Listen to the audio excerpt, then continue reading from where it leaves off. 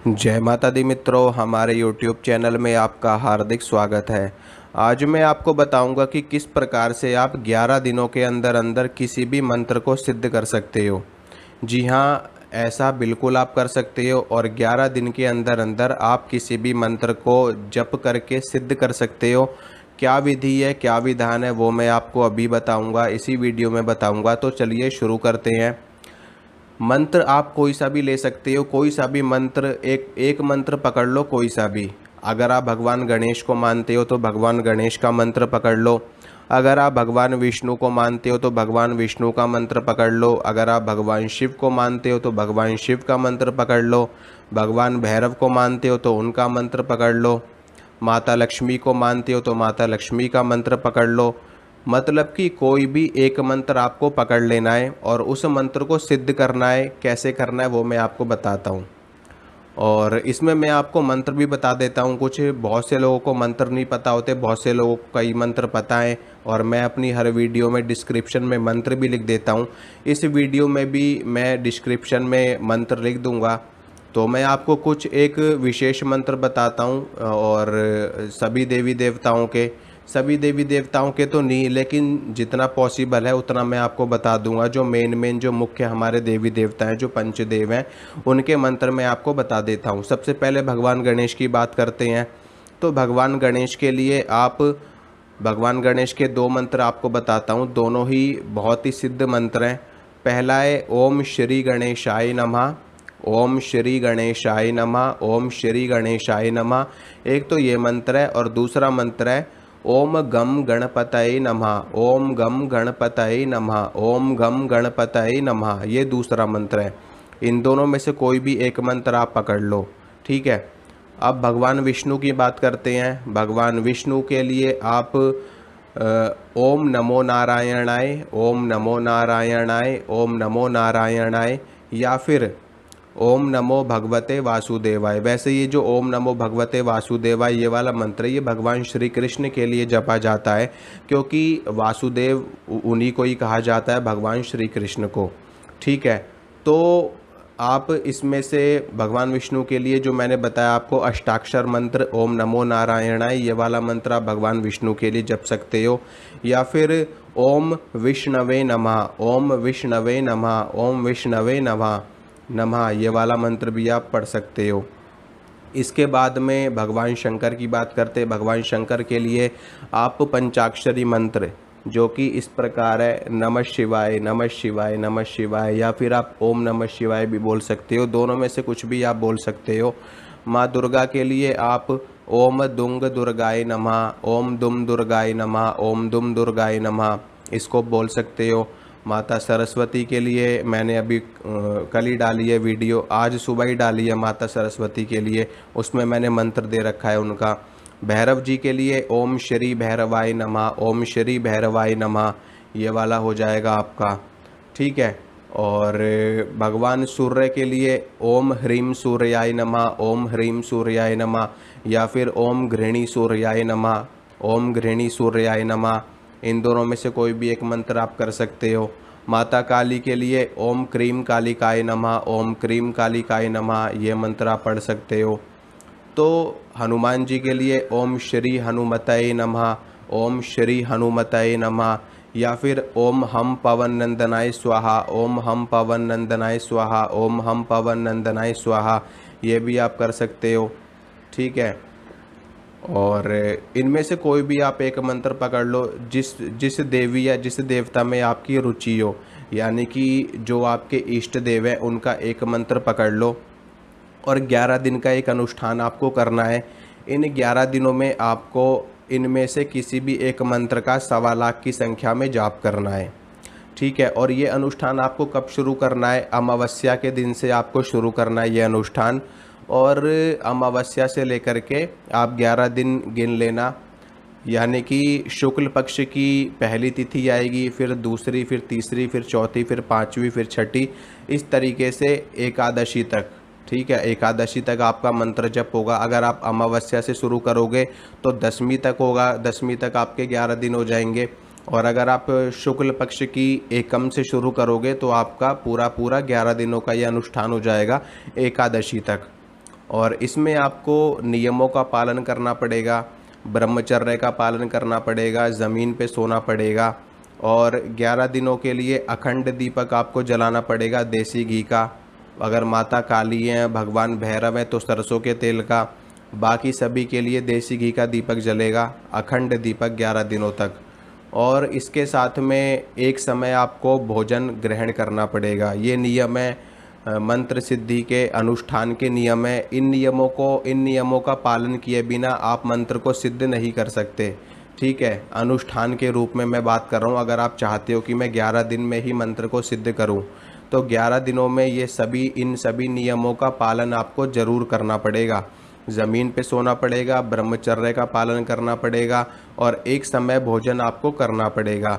अगर आप अखंड दीपक नहीं जलाना चाहते तो अखंड दीपक की कोई ऐसी बाध्यता नहीं है। ठीक है, कोई ऐसी बाध्यता नहीं है अखंड दीपक की, लेकिन ब्रह्मचर्य का पालन, ज़मीन पे सोना और एक समय भोजन, ये 3 चीज़ें बहुत ही ज़्यादा ज़रूरी है। इसके साथ में अगर आप मौन व्रत कर सकते हो तो और भी ज़्यादा उत्तम है। अगर मौन व्रत नहीं रख सकते तो आपको बहुत ही ज़्यादा कम बोलना है, बस अपनी भक्ति में, अपनी साधना में ही आपको मन लगाना है। वैसे भी जब आप रोज़ की इतनी मालाएं करोगे तो आपके पास समय ही नहीं होगा कि आप किसी से ज़्यादा फालतू की बातें कर सको। रोज़ की 106 मालाएं करनी पड़ेंगी आपको अगर 1.25 लाख मंत्र का जप आप करना चाहते हैं 11 दिनों में। रोज़ की 106 मालाएं नेट 106 मालाएं आपको प्रतिदिन करनी पड़ेंगी। सुबह करो, शाम को करो, दोपहर में करो, रात को करो, किसी भी वक्त करो, आपकी रोज़ की 106 मालाएं होनी चाहिए। तो आपका 11 दिन में मंत्र सिद्ध हो जाएगा और 11 दिन में आपको इष्ट के दर्शन भी हो जाएंगे। वो दर्शन आपके इष्ट देव के ऊपर निर्भर करता है कि वो आपको सामने से दर्शन देते हैं या वो आपको सपनों में दर्शन देते हैं या वो आपको किसी और स्वरूप में दर्शन देते हैं या कोई संकेत देते हैं या कोई आपको ध्वनि सुनाई देती है या आपको कोई बिंदु दिखाई देता है या आपको कोई अग्नि दिखाई देती है या आपको कोई गोला दिखाई देता है। ठीक है, कोई भी संकेत वो दे सकते हैं या उनकी कोई शक्ति, उनकी कोई भेजी हुई शक्ति, उनकी कोई योगिनी, उनका कोई दूत, उनका कोई सेवक आपके पास आता है। ये उनके ऊपर निर्भर करता है, आपके इष्ट देव के ऊपर, कि वो किस रूप में आपके ऊपर कृपा करते हैं और आपके मन के भाव कैसे हैं। जैसा आपके मन का भाव होगा उसी हिसाब से सामने से शक्ति आपको प्राप्त होगी आपके इष्ट देव से। ठीक है, और इसमें आपको जब आप भोजन करोगे तो भोजन भी आपका सात्विक होना चाहिए। उसमें प्याज लहसुन का भी प्रयोग आपको नहीं करना है। अगर अगर आप प्याज लहसुन को ग्रहण करोगे तो आपके मन में तामसिक विचार आएंगे, क्योंकि हमारे शास्त्रों में कहा गया है जैसा अन्न वैसा मन। अगर आप तामसिक भोजन ग्रहण करोगे तो मन में तामसिक विचार आएंगे, आपके मन में काम वासना बढ़ेगी तो ब्रह्मचर्य खंडित होगा। जब साधना करने बैठोगे तो मन में गंदे विचार आएंगे, सपने में गंदी चीज़ें दिखाई देंगी और आपकी साधना खंडित हो जाएगी। ठीक है, और इसके साथ में इस साधना में आपको ना तो दूध का सेवन करना है। ठीक है, मैं आपको बता रहा हूँ ताकि आपकी साधना खंडित ना हो।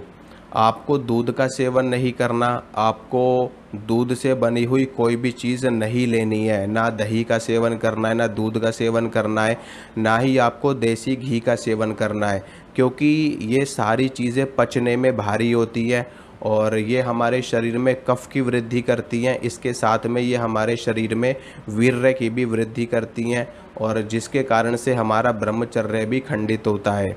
तो शरीर में बल प्राप्त करना हो तो एक अलग बात है, लेकिन साधना के टाइम पे इन चीज़ों का भी त्याग कर देना चाहिए। हमारे साधु सन्यासी संत महात्मा जब साधना करते थे तो वो इन सभी चीज़ों का त्याग कर देते थे। वो सिर्फ़ और सिर्फ फलाहार लेते थे, सिर्फ़ और सिर्फ फलों का सेवन करते थे, सिर्फ़ और सिर्फ सब्जियों का सेवन करते थे, सिर्फ़ और सिर्फ कच्ची सब्जियों का सेवन करते थे, ताकि उनकी साधना निरंतर चलती रहे, कोई भी किसी भी प्रकार का विघ्न ना आए। ठीक है, तो इन सभी चीज़ों को पालन करते हुए आपको साधना शुरू करनी है और साधना शुरू करने से पहले साफ़ सुथरे आपको स्नान करना है। स्नान करने के बाद स्वच्छ वस्त्र धारण करने हैं। वस्त्र धारण करने के बाद अपना आसन लगा लेना है। आसन लगाने के बाद में अपने सामने 2-4 अगरबत्ती जला लो या धूप बत्ती जला लो, जो भी आपको सूटेबल लगे। एक दीपक जला लो, अगर आप अखंड दीपक नहीं जला रहे हो तो एक देसी घी का दीपक जला लो और एक धूप बत्ती जला लो सामने।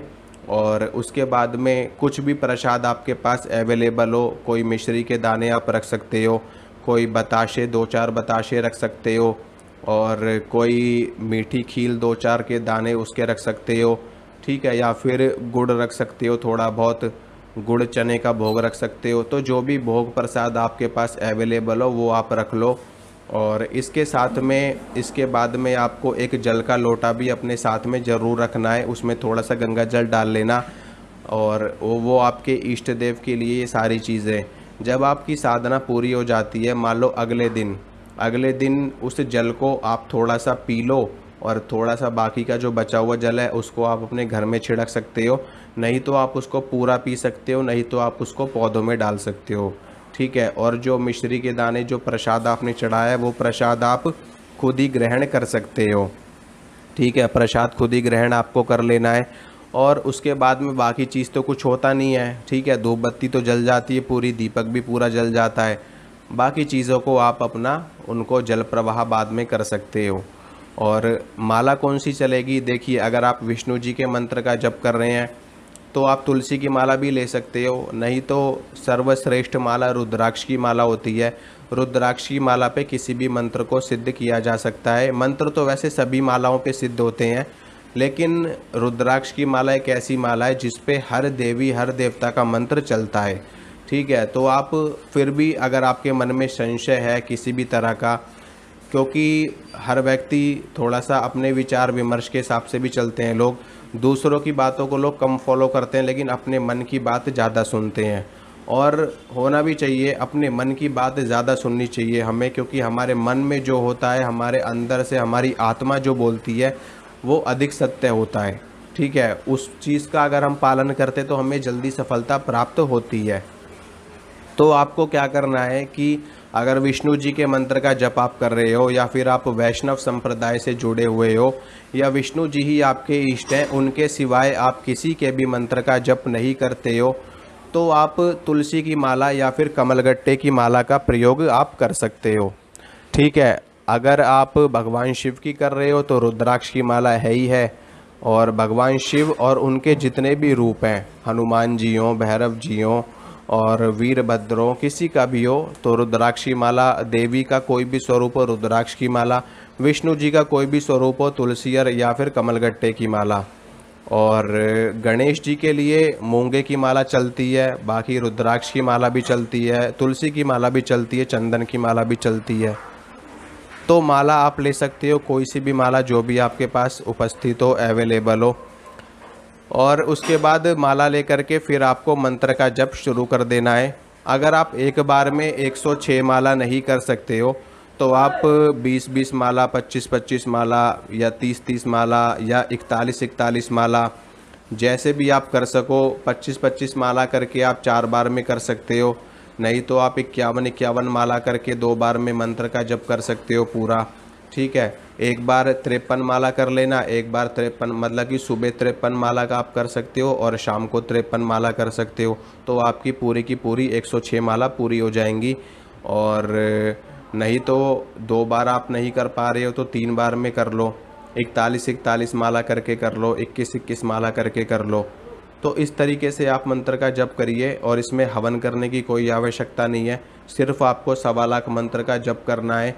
और ज़्यादा किसी से फालतू बात नहीं करनी है, ज़्यादा क्रोध नहीं करना, ज़्यादा बाहर घूमना फिरना नहीं है आपको, और ज़्यादा चीज़ें मोबाइल फ़ोन, मोबाइल, टीवी और न्यूज़पेपर, इन सारी चीज़ों को बंद कर देना है बिल्कुल आपको। मतलब कि बाहरी दुनिया से आपको अपना अटैचमेंट ख़त्म कर देना है 11 दिनों के लिए, ठीक है। किसी भी चीज़ का इस्तेमाल नहीं करना, कोई भी चीज़, कोई फ़ोन नहीं, कोई लैपटॉप, कोई मोबाइल, कोई कैमरा, कोई कुछ नहीं। ना बाहर आपको जाना ही है ज़्यादा, ना बाहर के लोगों से आपको मिलना है, ना किसी से हाथ मिलाना है, ना किसी को स्पर्श करना है, किसी भी चीज़ से, हर चीज़ से कनेक्टिविटी आपको तोड़ देनी है 11 दिनों के लिए।